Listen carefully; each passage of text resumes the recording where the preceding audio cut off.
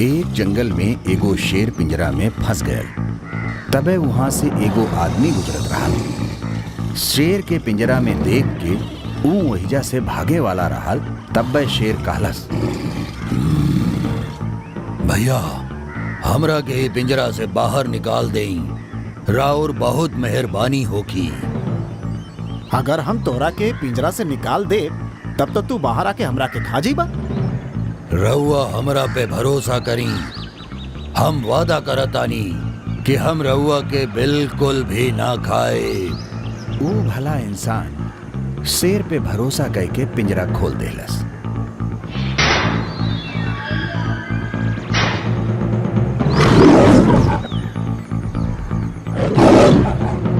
शेर बाहर निकल के वो इंसान से बोलल,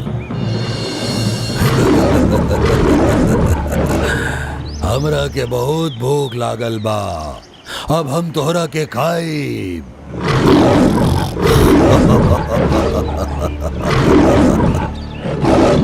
अभी कुछ देर पहले तो रहुआ हमसे कहले रहनी कि तू हमरा के पिंजरा से बाहर निकाल दे बा तो हम तोरा के बिल्कुल ना खाई, और अब तू ऐसा बोल रहा बाड़ा कि हम तोरा के खा जाई। कहाँ के इंसाफ बा? अरे मूर्ख इंसान, हम तो अपन काम बनावे चाहत रहली। हमके कौनो भी तरीका से ई पिंजरा से बाहर निकले के रहल। और तू हमरा के बाहर निकाल देला। अब हम तोहरा के खाए, काहे कि हमरा के बहुत भूख लागल बा। ई बात सुन के वो इंसान के पता लग गयल कि ई धोखेबाज शेर बा और ई हमरा के जरूर खा जाए। तब बे ओकरा दिमाग में एगो बात आयल। वो शेर से कहलस कि देखा जौन तू हमारा साथे कर रहा बाड़ा वो बिल्कुल सही नहीं खे। अगर इस जंगल में और कोनो जानवर बा तो हमनी उसे जाके पूछल जा कि जौन तू हमारा साथे कर रहा बाड़ा का ऊ सही बा। अगर वो कही कि तू सही बाड़ा तो तू हमरा के खा सकेला। शेर वो इंसान के बात मान लेलस। तब बे वहां से एगो लोमड़ी जात रहा। आदमी और शेर वो लोमड़ी के अपना पास बुलौलन और अपन पूरी बात।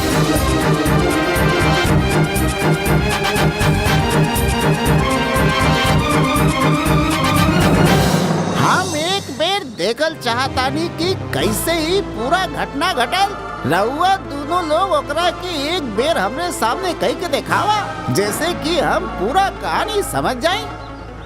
रउआ का बोल रहल बानी, समझ में ना रहल बा। जौन कहे के बा साफ साफ कहा। हमार मतलब बाकी रउआ एक बेर फिर से पिंजरा में जाके दिखाई और रउआ तनी पिंजरा से थोड़ा दूर जाके खड़ा हो जाई, जहाँ से रउआ शेर के पिंजरा में देख ले रहनी। ठीक बा। शेर पिंजरा के अंदर चल गए। ओकरा बाद लोमड़ी इंसान से पूछलस, जब तू यहाँ आयल रहला तब पिंजरा के दरवाजा खुलल रहे कि बंद रहे?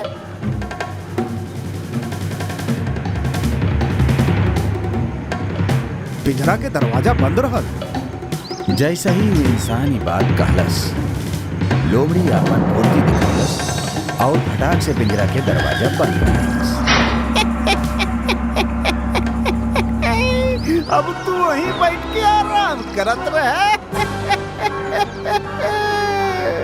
वो इंसान लोमड़ी के दिल से बहुत ज्यादा शुक्रिया अदा कैलस और जान बचावे खातिर लोमड़ी के बहुत बहुत धन्यवाद कहलस। ओकरे बाद शेर पिंजरा में फिर से कैद हो गई और वो इंसान और लोमड़ी अपना रास्ता पे चल गए।